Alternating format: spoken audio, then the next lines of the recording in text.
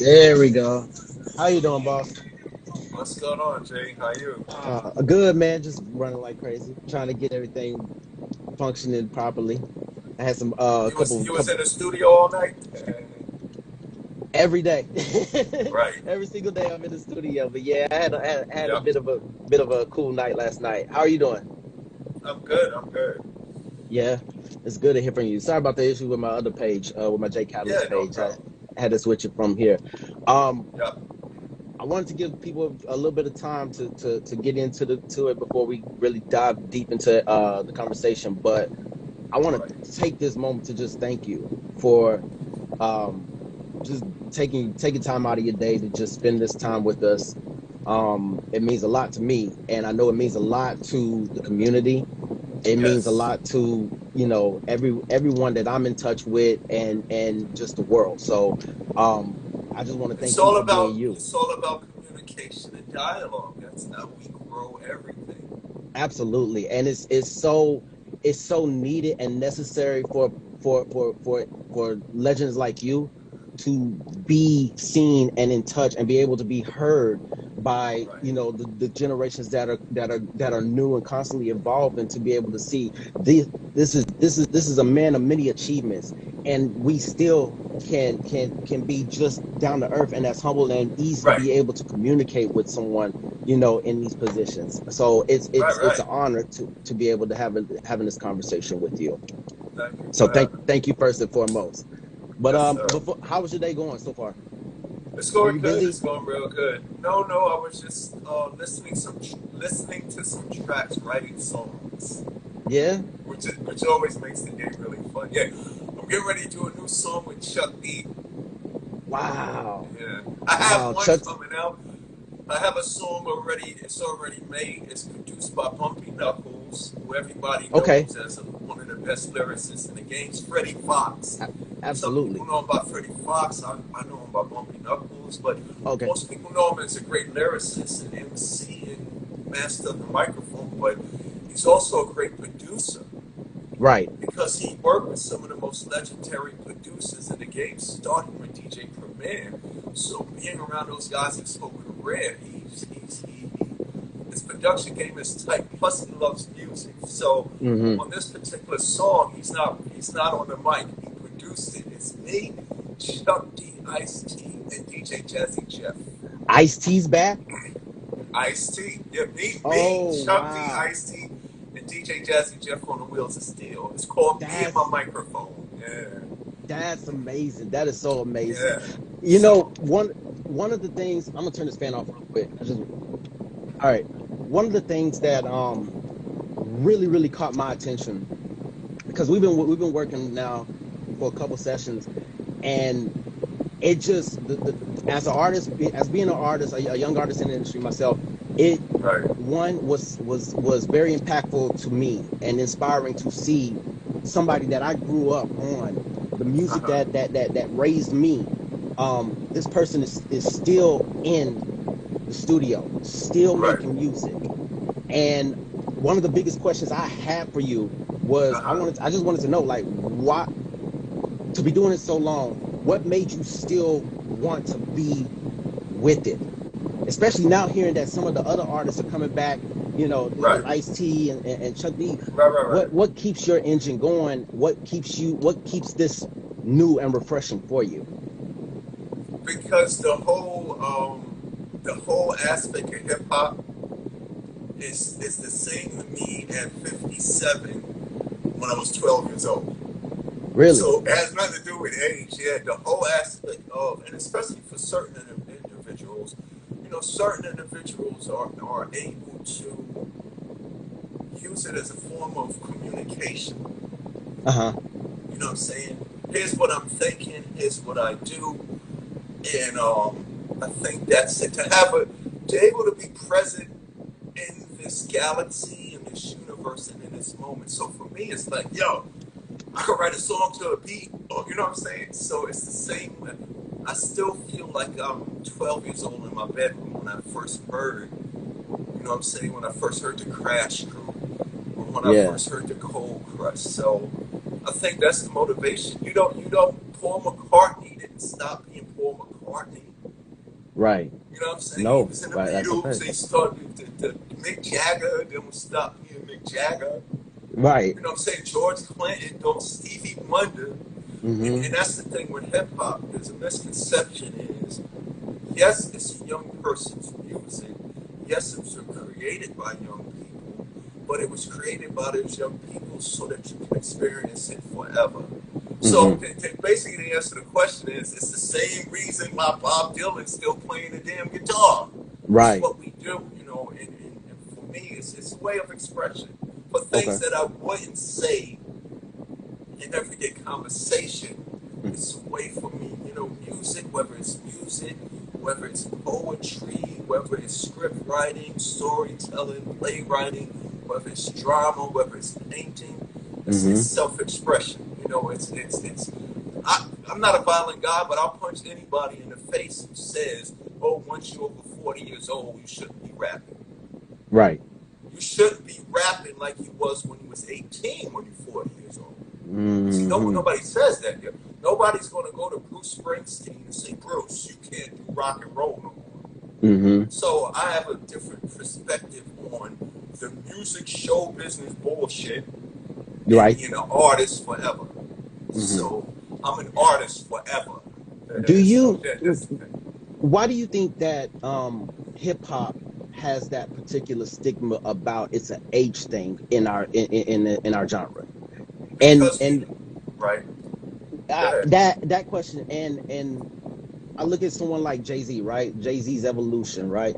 Right. And I've watched, you know, how the masses over time has it's taken them time to get acclimated to his new sound. Things that he talks about Right. today aren't consistent, aren't exactly the same thing that he would talk about in when he began his career. So why do you think that, you know, this in our genre of hip hop, it's more of a stigmatism to say, you know, there's an age thing with it, and we just want that old. We just want people to stay a certain way.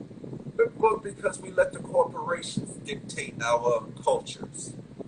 We let Mm-hmm. the corporations dictate our cultures. And that's only because if they keep it young, they're going to make more money. Mm-hmm. You know what I'm Mm-hmm. saying? So Mm-hmm. it has nothing to do with us. You know, if you David Grohl will play with John Fogerty in a heartbeat. You know Yes. what I'm saying? Yeah. You know, Billy Joe Armstrong from Green Day will stop whatever he's doing just to have the opportunity to do a song or play with Ozzy Osbourne. See, Right. so we're not discussing age, but the reason why age dominates hip hop is if they keep it young and immature, and I'm not talking disrespectfully, if they keep it young and vibrant and immature, it'll make them more money because then Mm-hmm. the perception is that it's cool. But see, we come from a generation where we were 9, 10, 11, and 12 years old, where Right. we were creating and composing like we was 18, 19, and 20. You know, when I came out rapping, there's no such thing as a generation gap. So what I'm trying to say is the corporations want to profit off the generation gap. But there's Right. truly no generation gap. Generation gaps are created, you know, for monetary and corporate reasons. You know what I'm Right. saying? Which is cool. You Mm-hmm. know, that the 18-year-old kid doesn't want to be communicating with the 40-year-old guy. Mm-hmm. But that's a misconception. That's a It is big definitely a misconception. misconception. So this goes with your Jay-Z thing. He's 40 years old. He can't rhyme about what he was doing at 21 because he wasn't doing that no more. Mm-hmm. But if you was 21 when you was with Jay-Z and he's 40 now, you got a connection to that. You can relate to that. Mm-hmm. And then 40 years olds who never listened to Jay-Z when he was younger, now at this point you can relate to them. Right. So the youth thing is let's keep it young, let's keep it rebellious, let's keep it, you know, the younger generation don't want their parents listening to their music. Mm-hmm. You know, each generation had, you know, the same thing they said with rock and roll, the same thing they said about rock, same thing they said about punk rock, the same thing they said about hip hop.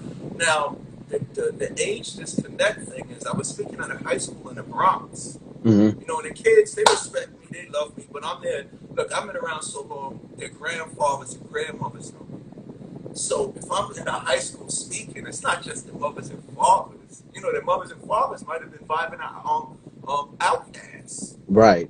in that era. You know what I'm saying? Right. I'm older than their mothers and fathers, so they're looking at me, yo, this is my grandfather's music. So it's not cool for them to be vibing on the music that you see.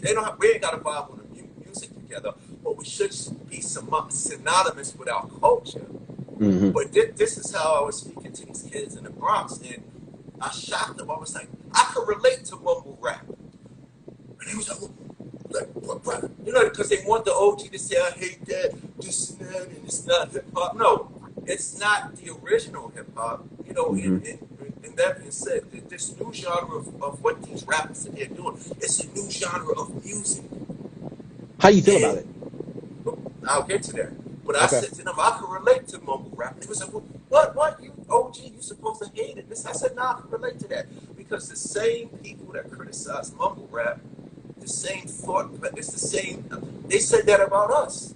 Hip hop, the hip hop, you don't stop. They said they mumbling, they ain't say nothing. The difference between the generations is when they criticized us, we was like, what? And we young, you know, we 12, the youngest rapper was 12 to 24 years old. When we got criticized for mumbling hip hop, we said, what? We sat down and we went in the studio and we composed works of art, which made the elders and the young people see the greatness in all of this. You know what I'm saying? You're right. You understand what I'm saying? Absolutely. The thing that made us powerful was we listened to the elders. We learned from the elders. We learned from George Clinton. We learned from Stevie Wonder. We learned from Marvin Gaye. We learned from James Brown.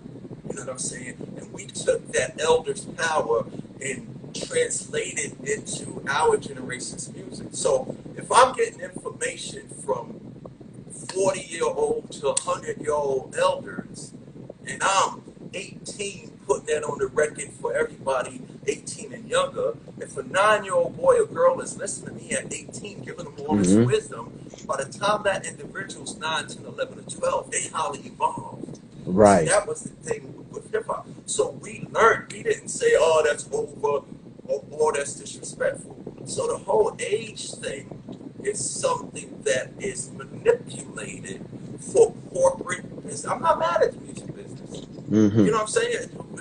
Any business is cutthroat as soon as you say music business. But I'm not a music business artist. My art has made music business going on. Right. But first and foremost, my survival, I'm at 57 years old. I can say something that 18-year-old kid can relate to. You know what I'm saying? Absolutely. I'm not trying to rise them up to my level, and I'm not going to dumb myself down to theirs. But I'm going to talk about the sun, moon, and stars and the puddle on the block. That I'm 57, they step in that puddle. They 16, they step in that puddle. Those are the things where we have always been at. You know, it's just disgraceful that people play on that age thing. And age is necessary. Make that music and market to that.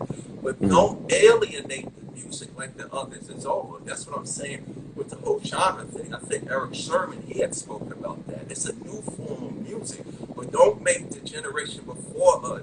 Just because punk rock was successful, nobody said rock is not cool no more. It may not be popular, but it still exists. So we come in that lane where, you know, I always try to be the bridge, or always try to fill in the gap. Got you. I did want to ask you in regards to the blending of rock and rap. You know, Right. the hands down, we all know that the collaboration that you did with Aerosmith was legendary, but you had it uniquely in your sound of your music. I wanted to know from your perspective, did you face any challenges with presenting that to the market, to the mainstream, when you were blending rock and rap together? You know, how did the hip hop culture feel about it then in the early stages? And you know, was there any backlash towards it? You know, how did the rock community feel about it when y'all were doing what? Was there any tug of war with that when it came to bringing that in? The pioneering thing that Run DMC did was we was the first to put it on record.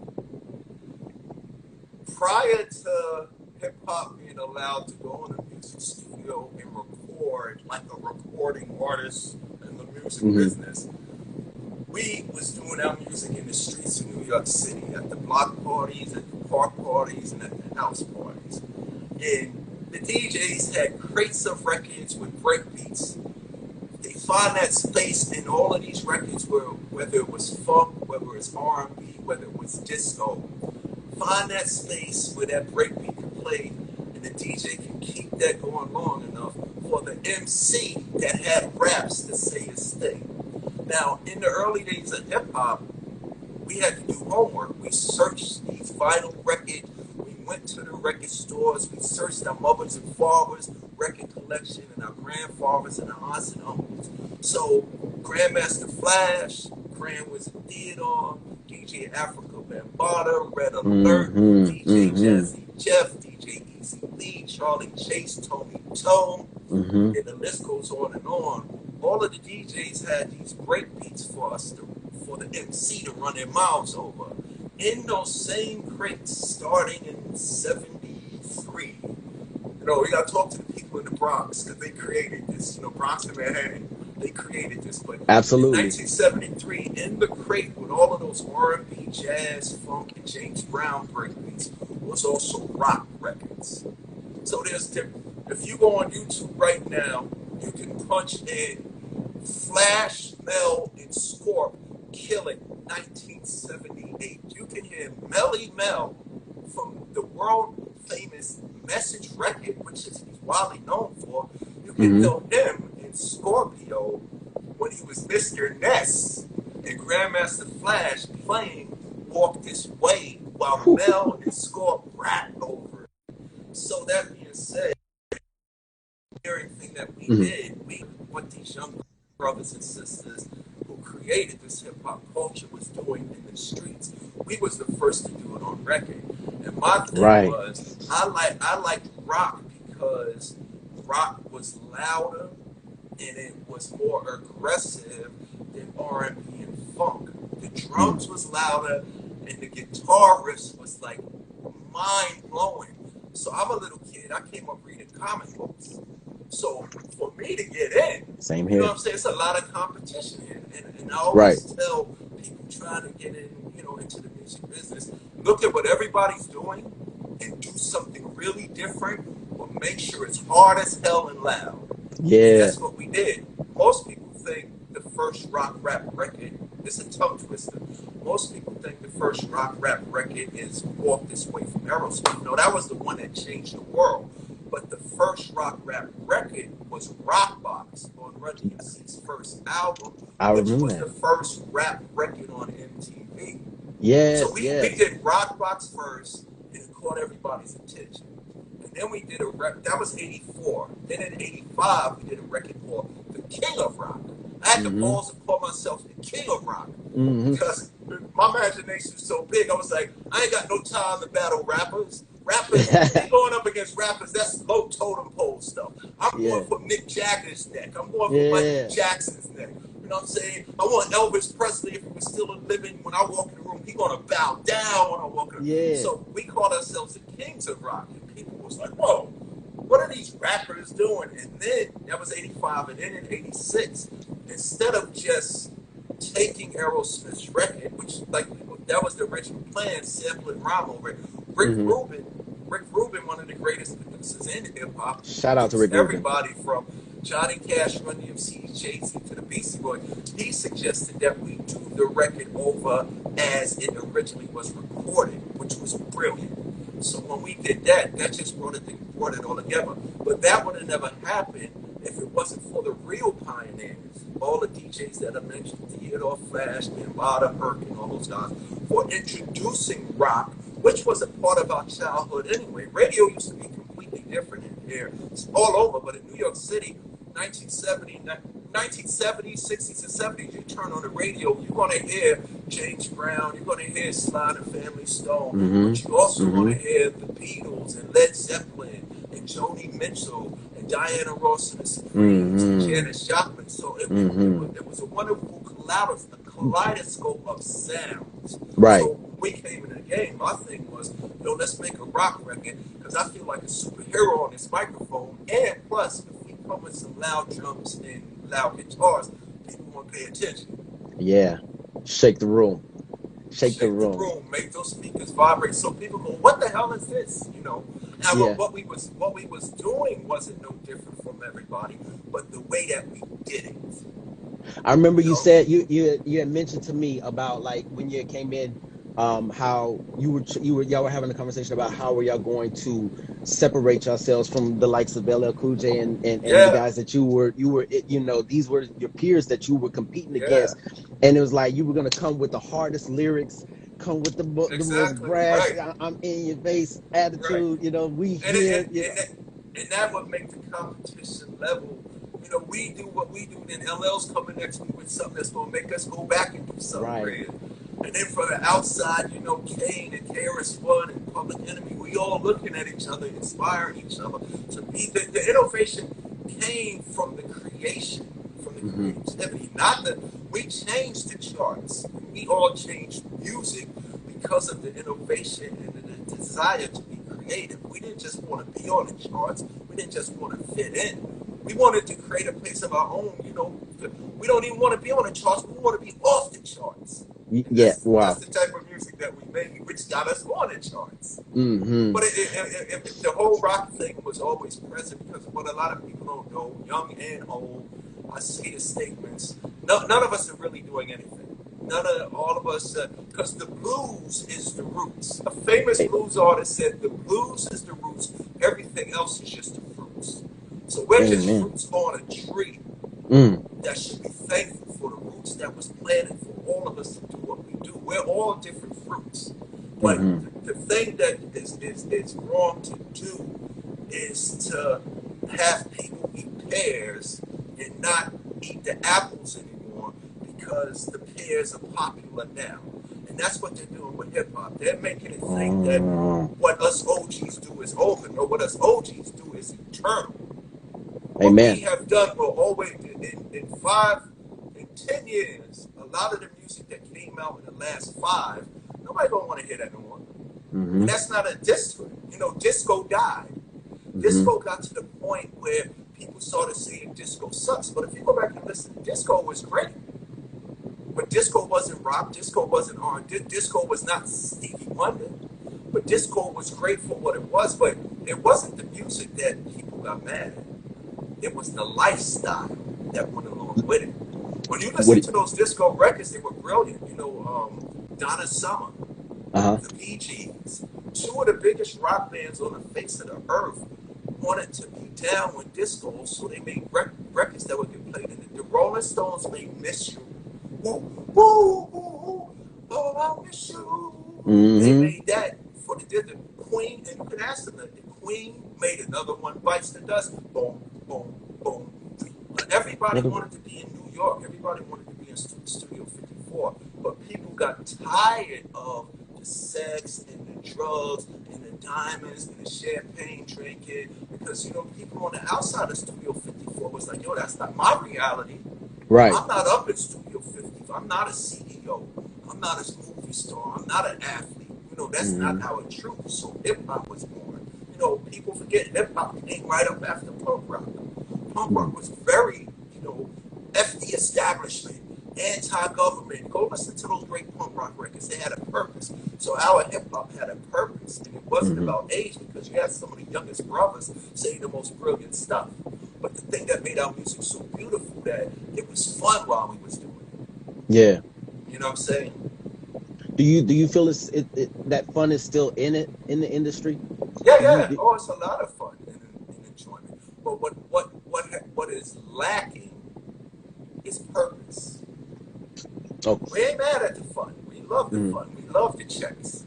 We love all of that. But from a cultural standpoint, if somebody's going to say that they are hip hop and that they are rapping, I was just speaking to a man in the airport the other day. Me and my son was traveling. He said some guy was in the interview saying, "I don't care about the fans. I'm getting my money," which is cool because it's okay for somebody to say, "I'm gonna do music to get money," or it's okay for somebody to say, "I'm gonna play basketball to get money." It's a way out. It's a way to that. But while you're doing that, once you achieve that goal, those gifts, those cultures, those careers, those occupations was given to you for a purpose. You know, we're not mad at what certain rappers are doing. We're mad at what they ain't doing for hip hop.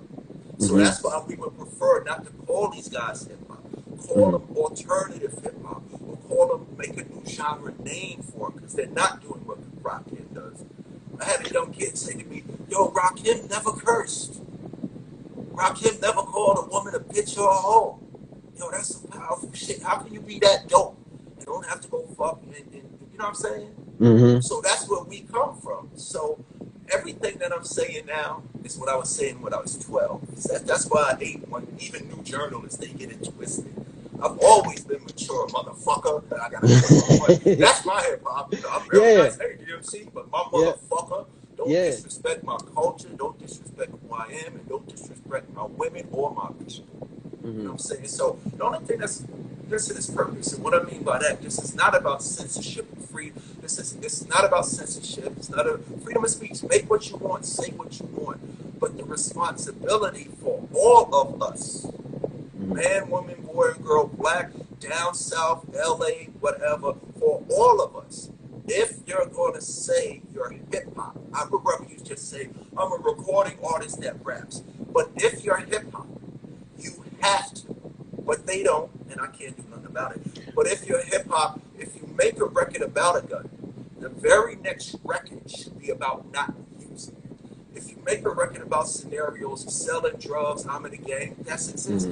The next record should be about the other things that you should do, so you don't have to do that. I used to be a drug dealer, but I don't do that anymore. And that's why, you know, the term gangster rap, I hate naming something, you know.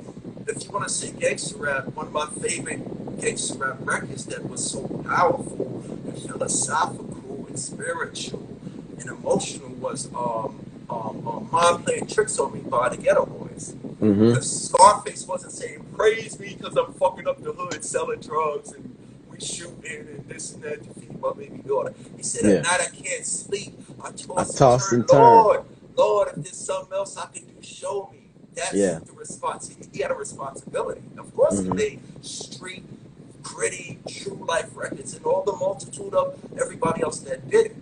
You know what I'm saying? But if you talk about a gun and a guy getting shot and he let off his rounds and I got my Marco and my Macco and all of that, your next record should be about not using that because we are hip hop, we are a culture. And the power is if the OGs and young G's and the men, women, and ladies get together to leave something for the children to latch on to, we could always be on the rise. I hate when areas of our culture get stagnant. So what are your thoughts about artists like Chance the Rapper or J. Cole? You know, because there are, I love them. Yeah, they out there. Right? My thoughts is this: the radio needs to fucking play them. Radio. Some people remember the radio needs to fucking play them, so that the kids, this young generation, can be exposed to that 24/7, just like they exposed to what everybody think is the dominant form. The dominant forms of music only become the dominant forms because people learn by repetition. If you play that shit every 4 minutes, of course everybody go. I find myself singing it. Yeah. So the same way you can play Sip the Syrup, Honey, Louis, Gucci, fucking Bentley, and Rolls Royce, it's all good. But it's the same way that you should be playing Cole and Kendrick Lamar and Chance the Rapper is my favorite. Chance, your favorite ever? Yeah, out of all the young guys, I love Chance, you know, to death because his music is so versatile. Like, would you collab with him? Would love to. Would love to. But yeah, J. Cole, there's so much good stuff out there. But the problem is corporate control. Only play these 10 records every half hour, 24 hours a day. But there's room in there to give the DJs at all of these radio stations, iHeartRadio, I hope you're listening. Y'all need to change your tactic because we need your corporate help to change the mind states and conditions in our communities. There should be not at 3 in the morning, not at 2 in the morning. You know what I'm saying? I used to say old school at noon is disrespectful to me. And it was like, oh, D, it's giving you a place and a voice and a treatment. I say, yeah. But at old school at noon, you think that shit's doing something for me and what I'm trying to do with this music and educate? No, why? Because old school at noon, all the kids are in school. And all the parents are at work. They don't hear me. Right. So when these kids get out of school, it's when they should hear J. Cole. When they get out of school, they should hear Chance the Rapper. When they get out of school, they should hear the multitude of all of these unsigned underground artists who are not talking about what everybody else is talking about. And there's nothing against what everybody else is talking about, but when you got overkill, if everybody's sounding the same, looking the same, acting the same, and making the same sounding records, the shit gets boring. Monotony leads to boredom, which leads to laziness. So a lot of our music out is just lazy. Let me just do what everybody else doing, and I'm gonna make it to Lollapalooza, and I'm gonna make it to Rolling Loud and all of that. But where's the guy that's gonna come like LL Cool J did when he made I Need Love? Yeah. You had all these gangsters. You had Run DMC saying the King of Rock. You had P.E., shouting Farrakhan. LL came and said, when I'm alone in my room, staring at the wall. Yeah. That's the right. And all of us, they was like, yo, where's the people that's going to be bold and do what De La Soul? I heard De La Soul just got their masters back.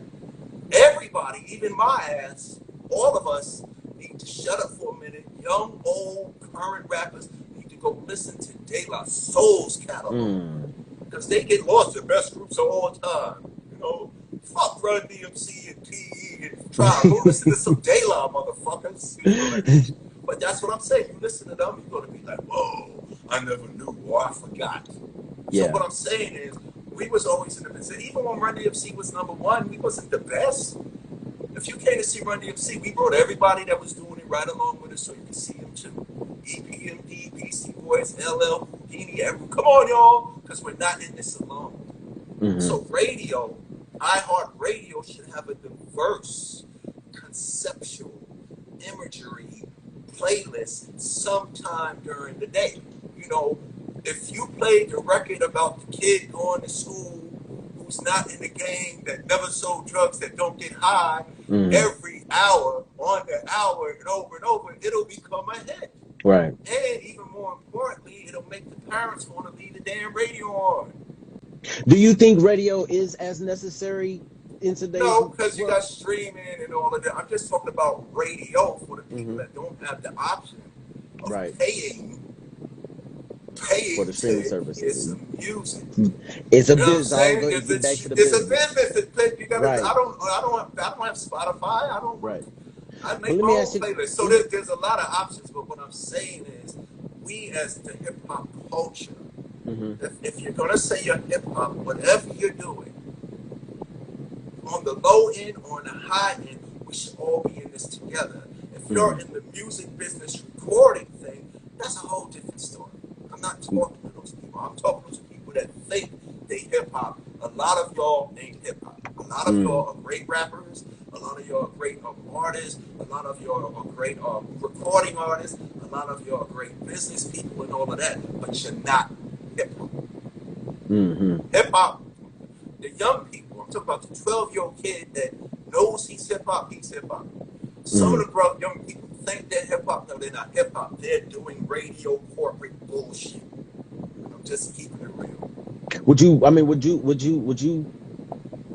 you do a collaboration with yes, on the mainstream beat's dope. Yeah, so it's not just a matter of if it's no, they can say what they want to say. I'm gonna get on the track and murder it.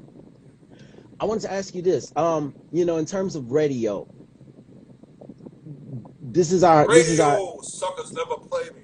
Yeah, I know. Years ago.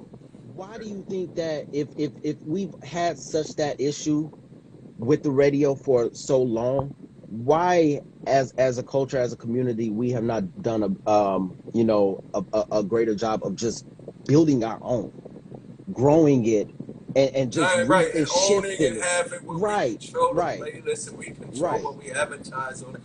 Because in the long time, which is the short span of our cultures, we get sidetracked, and it's a lot of us forget about where we came from, and a lot of us forget, but we just get sidetracked. Like radio is not something have to focus on and attack anymore because of streaming, because of playlists, because of iTunes. But I'm talking about from the point that radio still exists in what they play. So it's not as important because you got all these other platforms. But Right. at the time, radio, we didn't get the changes that we want because we collectively didn't go shut them down. You know, let's say in the 90s, when we started complaining, you know, I had a bunch of DJs say they came into work one day and the program directors gave them all playlists. The playlist you got in New York was the same playlist that was in Jersey, that was the same playlist in Connecticut, that was the same playlist in Chicago, across the board.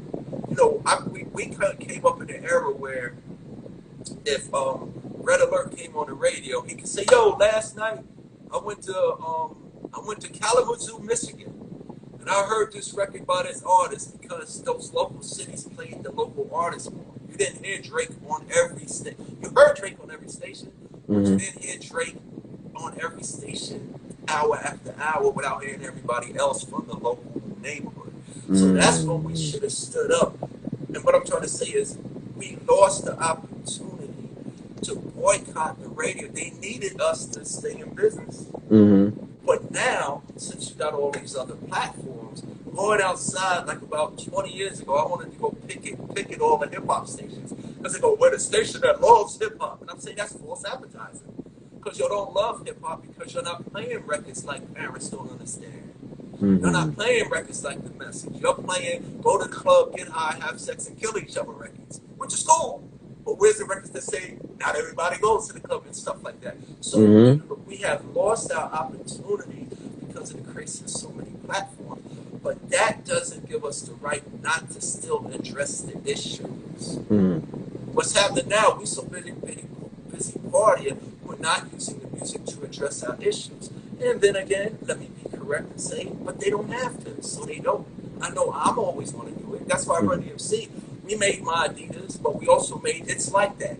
Unemployment at a record high. We address the issues that when the strip club closes and all of us go home after our long night and we get up in the morning, we all face the same problems. We go to school, take the baby there. Nobody's talking about those things no more. Life still goes on. So they say if aliens come from another planet and turn on hip hop right now, they're going to say, wow, these are some happy motherfuckers that don't have any problems.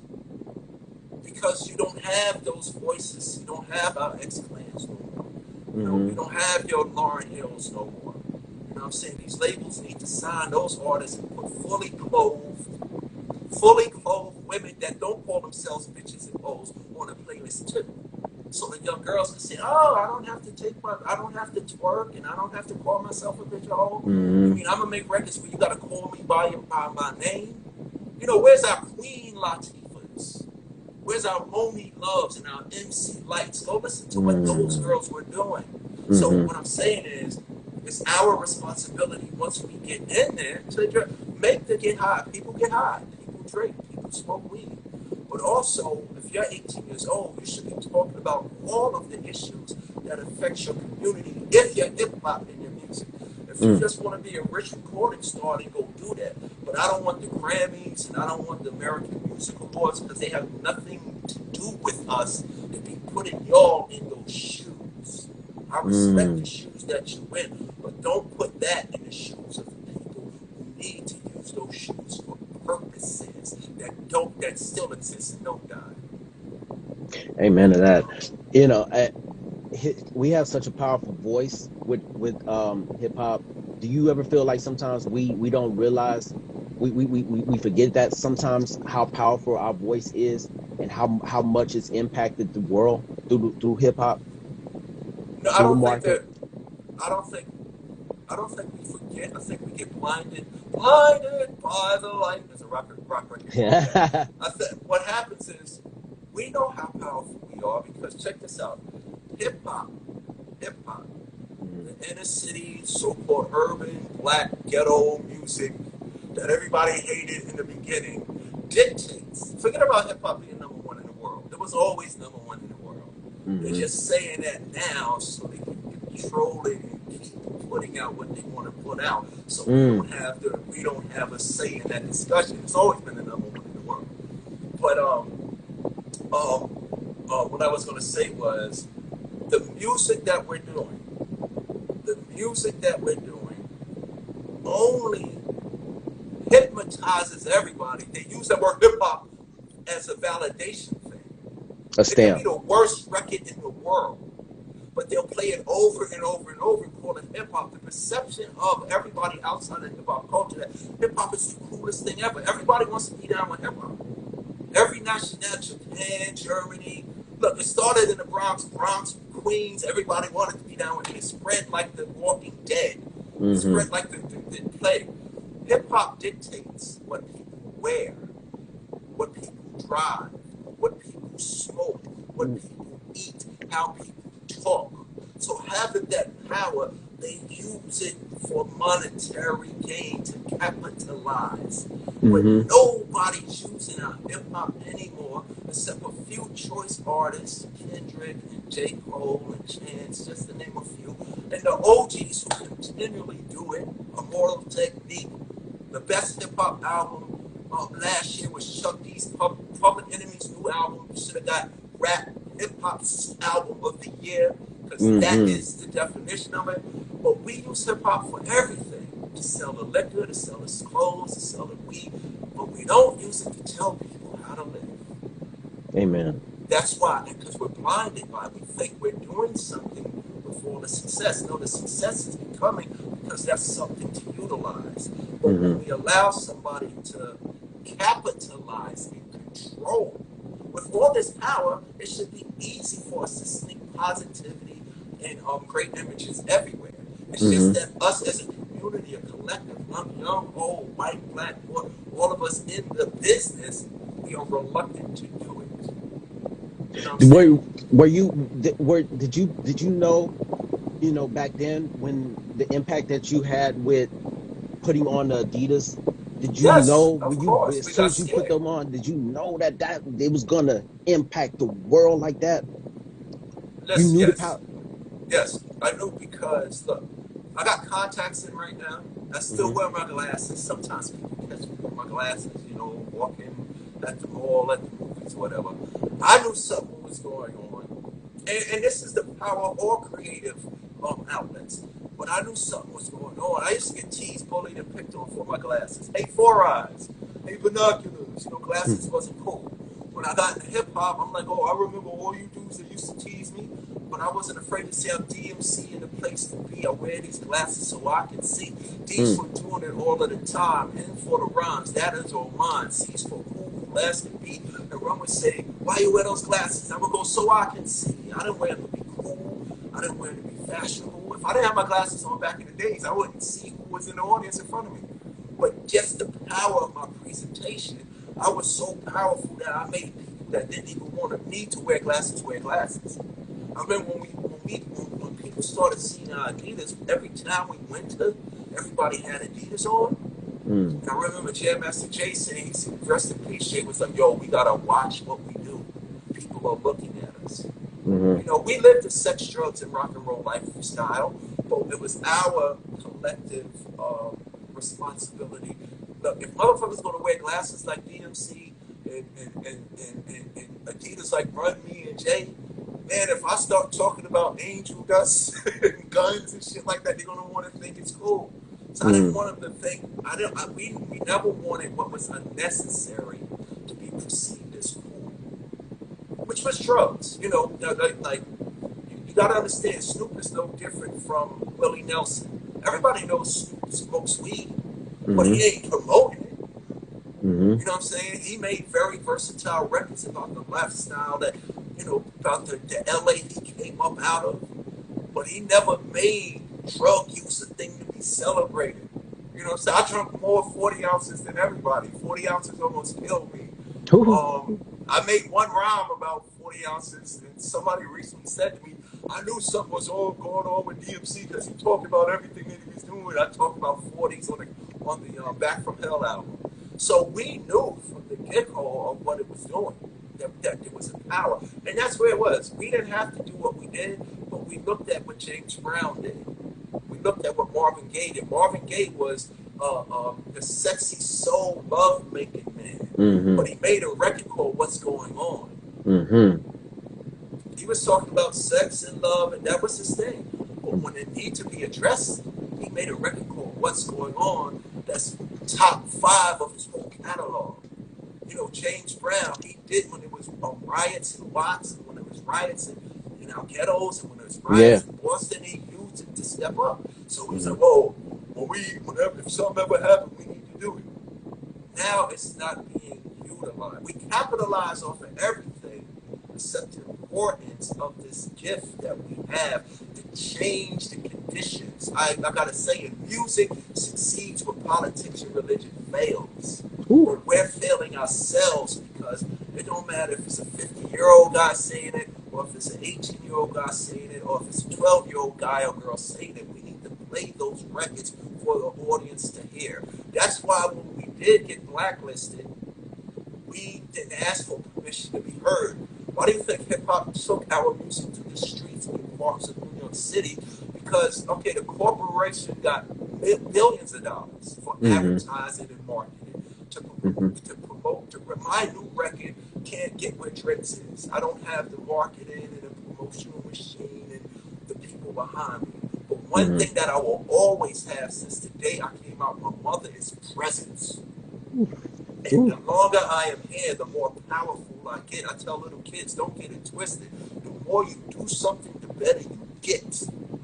You know what I'm saying? And I'm not just blowing smoke, so of course I don't rap like I did on Raising Hell. I rap better than I did on Raising. You get a video game, I talk to kids in school, I say, you get a video game, that first day, you hate it, you can't play it. Second day, you throwing the controller at it, you punching the screen, but after 2 weeks, you're getting a high score. So since I'm not in jail, I didn't OD, you know what I'm saying, and I'm not dead, you don't think I'm better than I was when I was 18? Because I do this you see me in the studio, I walk in the studio, do 5 records in an hour. Your work ethic is incomparable. It's I to be able to see it for myself, and that means a lot to me, because that's what I grew up knowing. When you step in that studio, you go in, you ready to knock out. You it's work. So much fun too. It's so much fun. It brings me back to when I was a kid. I can see it. You like a kid in the studio when you're behind that microphone. It's amazing. It's amazing to see it. It's such a heartwarming sight for me. You know what I mean? Because that, like I said, because the market will make us feel like, damn, am I at an age that I got to cut off and stuff like that? Yeah. It's funny. This is a couple of years ago. I was at a gas station, and this little white kid walks up to me, and he's like amazed, and he's looking at me. Oh my god, oh, this is crazy.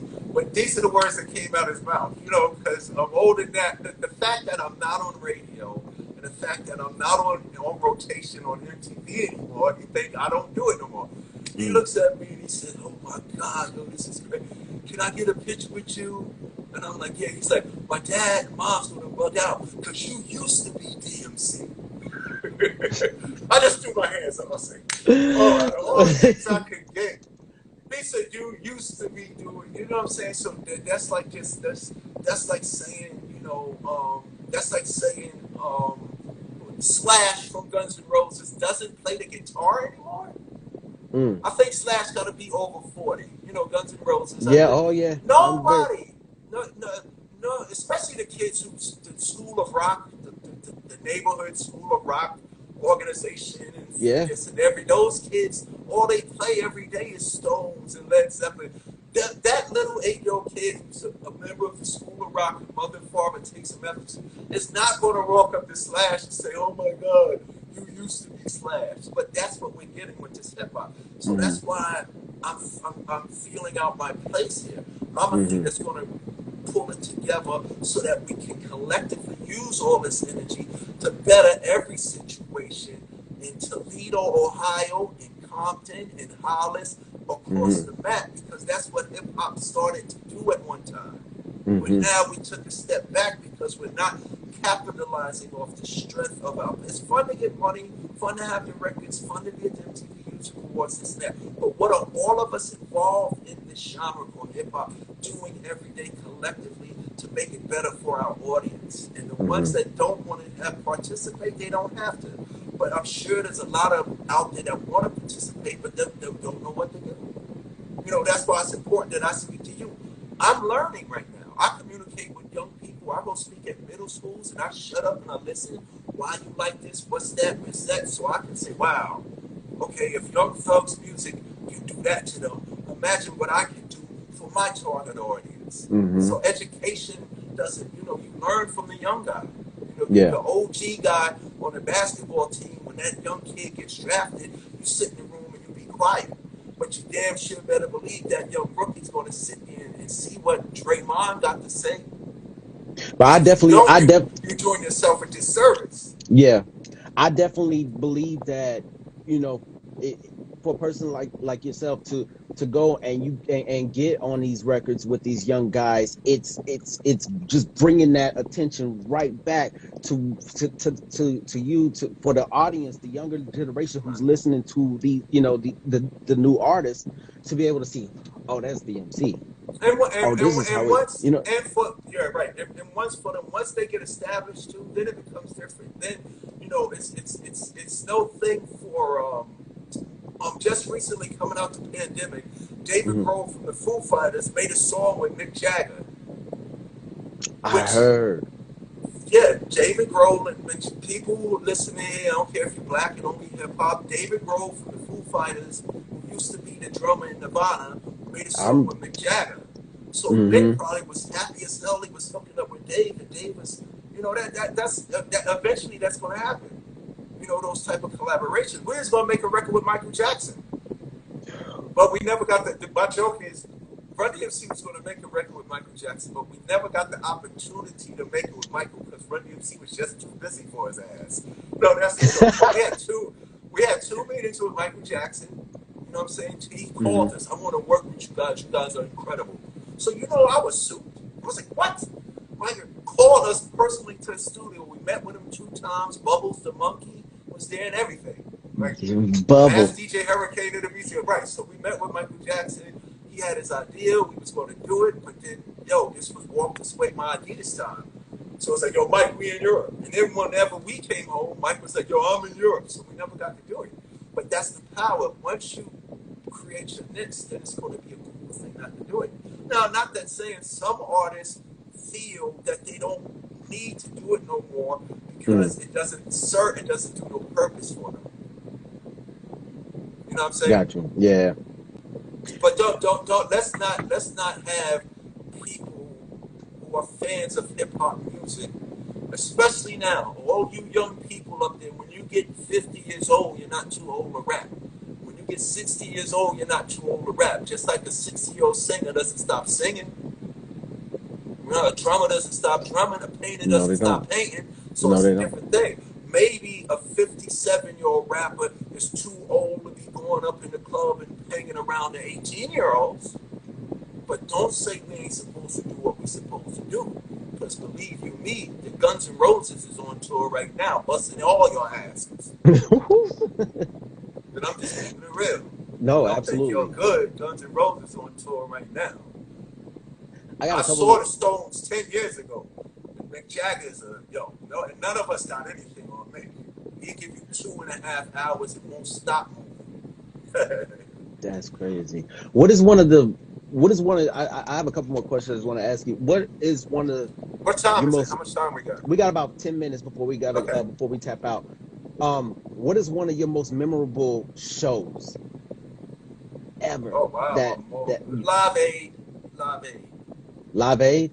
Yeah, people, I guess this audience is familiar with motion pictures. The Bohemian Rhapsody show about Queen and Freddie Mercury, that movie that made $1 billion. The thing that Bohemian Rhapsody was based around, Freddie Mercury and Queen's performance at Live Aid. We did that too.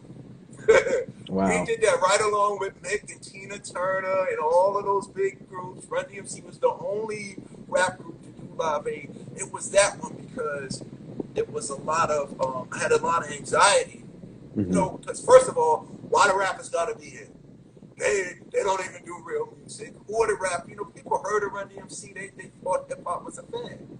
So we go out into the stadium. It was RKF Stadium. It was 80,000 people. 80,000 people. About, I would say, 60,000 of them was booing. Wow. You know, 60,000 boo. Because you know why you got the rap? We here to see Mick. We here to see Ozzy Osbourne and Black Sabbath. Why you got them there? What you think we care? Now we could have ran off stage and we just went out there and did what we did. Like whether y'all like it or not, you're gonna get 2 turntables and a microphone. And then I had the balls in front of the audience booing, in front of all of that rock royalty. We started the show on the King of Rock. There is none higher. Sucker MCs call me Messiah. Now they was booing, but when we walked off that stage, it was like, yo, you changed their whole perspective, huh? Cause yo, imagine I'm looking at Jam Master Jay going, "Where's the band at?" And then Jay pointing at 2 turntables and mixing some records and saying, "Right there." And all the, you know, the production crew was like, "What are y'all gonna do with that?" Yeah. In 20 minutes, we showed them what we was all about, that we here to stay. So it was definitely Live Aid because that platform, you know, we are the world, feed the people in Africa. And then we got called up to do it. So it was definitely Live Aid. And then my other most intimidating one was one of our first shows that we did as Run DMC was at the Roxy in front of the whole Zulu Nation. And if you listen to Biggie's records, if you listen to Biggie Rhyme when he said, I've been snatching change. I was snatching chains and Roxy's while Run DMC was singing Here We Go. Yeah, so this is in front of all of New York City. This was like one of our early shows, and you know, I was scared to death, but I always remember what I learned from all the real pioneers before me. Go out there and tell them who you are. So I just walked out there. You know, I'm from Queens. I'm not even from the Bronx or Manhattan. Like, we the New Jacks on the thing. So I just went out there and just said, all right, all I could do is tell them, you know, who I am with the same attitude that they tell me who they are. And I just went out there and said, 1, 2, 3, in the place to be, as it is plain to see. He is DJ Run, and I am DMC. Funky, fresh in the place to be. DJ Jam Master J, inside the place before the bass. We leave without a trace, and we came here tonight to get on your case. And we are the crush grooving, the body moving, the record making, and the record breaking. And I said it goes a little something like this. It goes a 1, 2, 3, and here we go. Jay dropped that beat. It was over. It was a wrap. So that was the most intimidating show because we had to prove ourselves to the hip hop culture. Yeah, that's good. Did is it true that y'all when you came with the name Run DMC, you guys wasn't initially we hated it. Why is that? We hated it because it sounds so normal now because of what we did and how long we've been around. But the reason why is turn that light on. We got 10 minutes. Yeah, we got 10 minutes. And we could definitely do a part 2. We definitely. This is so much to unpack that we definitely will. We definitely do a part 2. I'll send you the new music so we can talk about that too. Yes. And when are you planning on releasing that? November. In November? Yeah, we're doing vinyl. I'm doing vinyl because you know I'm old school. I got to do some vinyl. I already know. Are you you planning the tour out already? Yeah, we're gonna do all of that. Shows, everything. So people can hear the first single off the vinyl is available now on all platforms. It's called America. If you like Rockbox, if you like King of Rock and Walk This Way, you're gonna like America. That's the title off of the vinyl. But I'm releasing everything digital too. But I'm gonna release the vinyl and then put all the other songs out digital. I definitely need a copy of that. I'll make sure you get one. I'll post some to the side. The vinyl's gonna be a collective item. I want to ask you this: what are the likes of getting another Run DMC record? That's impossible. The joke is that can only happen if the Beatles get back together. Because there's no Run DMC without Jam Master Jay. Now, me and Run, we do festivals if the price is right. You know, you'll go to a festival, or we made an appearance on a Public Enemy's album. But as Wow. Run DMC, there's no Run DMC anymore, Mm. because Run DMC was 3 people. Now, if you go to a festival, you might say, yo, I saw Rev Run and King DMC together. That's not Run DMC. It's Rev Run and King DMC from the group that used to be Run DMC. Yeah, exactly. Gotcha. Because there's no way me and Run could do what those 3 dudes did. Because what those 3 dudes did is phenomenal. Just ask Eminem. He'll tell you. Nobody told us. When Eminem inducted us into the Rock and Roll Hall of Fame, he just looked at us and said, nobody will ever do what y'all did. Y'all, you know what I'm saying? It's amazing. That's You know amazing. And And the other thing I wanted to ask you was, why did you choose Adidas instead of a Nike or a Reebok? Because if you look at the shell toe, when I was younger, I didn't know I was going to make all this money. So you had to make a decision what you was going to spend your money on. If I buy the Pumas, if I buy Nike, if I buy the Fila or whatever, they might not last as long. If I got a toothbrush and some soap, I could keep one pair of Adidas alive for 3 years if I don't play no ball in them. So the reason why we chose the Adidas Superstar, it was for economic reasons. That shit is invincible. Plus, it looked good. You know what I'm saying? You know, Pumas was fly, and Nike, what else, the Filas and all of that. But there was something about Adidas for me as his connection to hip hop, which was introduced to me, you know, from the break dancers and from the graffiti artists. Those dudes were my stylists. You know what I'm saying? They wore the tracksuits because you really couldn't. Crazy Legs could do it. You know what I'm saying? Yeah. Rocksteady Crew could do it in a denim suit. But the Adidas tracksuit was like the Spider-Man uniform, like the superhero, and plus it was comfortable. You could maneuver in it.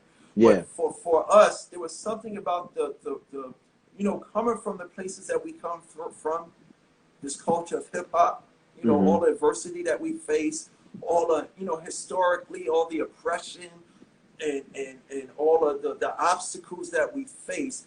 The Superstar represented the durability in our souls to persevere and push through. You know what I'm saying? So for me, like I said, I chose rock because rock was like superhero sounding, and I chose Adidas because that was my invincible armor, like Iron Man's armor. Do you still read comics? I got a comic. Daryl Makes Comics, been out for 3 years. Go get my comic book. It's out.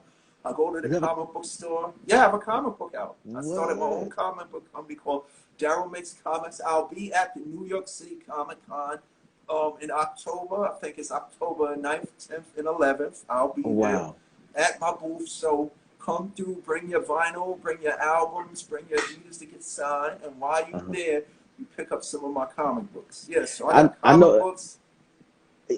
Comics isn't the only thing you're making these days, right? There's something else that you got coming out. Cookies. Yes.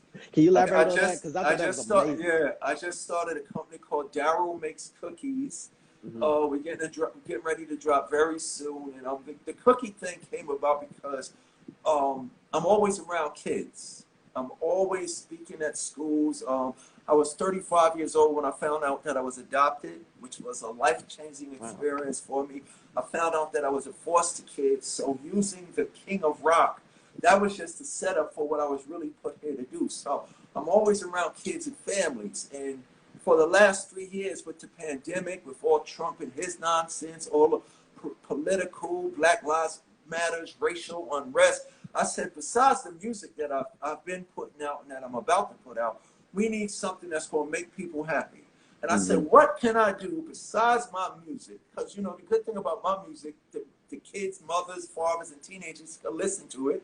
What can I give them as a treat to enjoy while, you know, we're going through all of these problems that we got in this world with COVID, everything. What can I do to make them happy? One of the things that I see that everybody loves is cookies. And anything that starts with a C.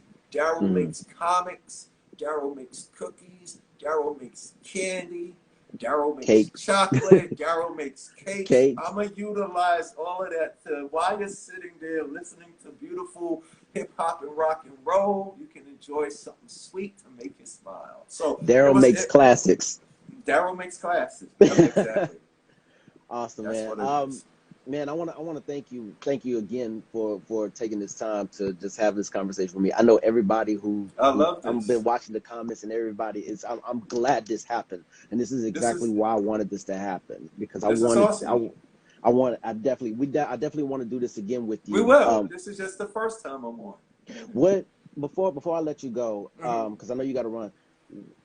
Is that what piece of advice can you give? Would you like to leave with the audience, with the artists, Right.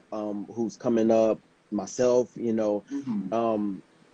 what's one last piece of information that you could leave us with that will keep us going and would keep our spirits high, keep us going and doing what it is that we we love to do in this industry. You already have everything necessary to make your dreams come true. You already have the thing needed to touch, change, inspire, and motivate some people.